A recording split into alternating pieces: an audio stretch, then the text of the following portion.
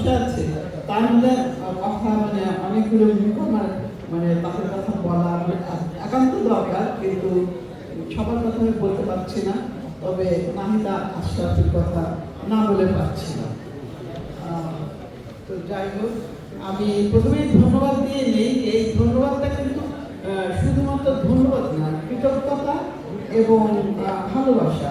সেটা হচ্ছে বগুড়া লেখক চক্রের ইসলাম ভাই, ইসলাম রফিক ভাই এবং তার সঙ্গে যারা কাজ করেছেন এবং নেপথ্যে যারা কাজ করেছেন প্রত্যেকের জন্য আমার আন্তরিক শুভকামনা।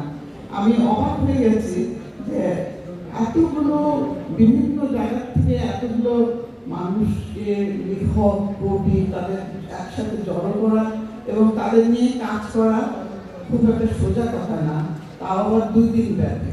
সেজন্য তাদের অসংখ্য ধন্যবাদ। এই যে পূর্ণনগর, এই বগুড়া, এটা যে কত বড় গুরুত্বপূর্ণ একটা মানে এলাকা, সেটা আমরা সবাই কম বেশি জানি। এই বাংলা জনপদ তো 16টি ভাগে বিভক্ত ছিল, তার মধ্যে পূর্ণনগর যেটা মহাস্থানগড় ভিত্তিক, সেটা ছিল সবচেয়ে পুরনো এবং সবচেয়ে গুরুত্বপূর্ণ। তা আমরা সেইখান থেকে একটা যে আমার মতো সামান্য মানুষকে যে আহ্বান জানানো হয়েছে, পুরস্কৃত করা হয়েছে, এর মতো সৌভাগ্য আর কি হতে পারে।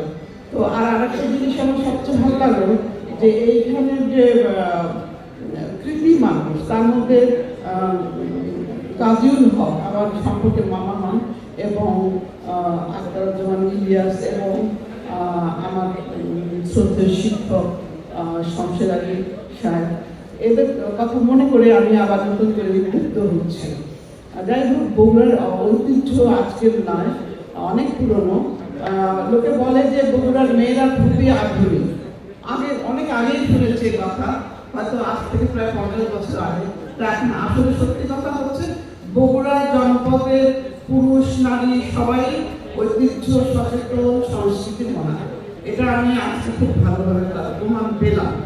আর বৈষম্য নাই এখানে, নারী পুরুষ সবাইকে সমানভাবে, এটাকে আমি সাধুবাদ জানিয়ে জয়িতাকে নারীর উদ্দেশ্যে ঝিমিয়ে পড়েছ নাকি সুকন্যা শকুন্তলা, ঝরা পাতার মর্মর অনুবাদ অন্য মনে, শোনো সূর্যমুখী, ঝরা পাতা গুনো না, শিব দাঁড়ায় নেচে উঠুন ব্যাপক বাজনা, ফিনিক্স দানায় বাজিমাত, কে বিভীষণ বিমুক্ত বাদুর, তোমার কুন্তল যেন বিকশিত কণা, তুমিও ছোবত শেখো, ঝরা পাতা গুনো না, তুমিও পাঞ্জা লড়ো, জানতো হারবে না, এই দেখো নিভন্ত উনুনে গনগনে আগুন, সাহসিকা কলিচর জেগেছে নিবিড়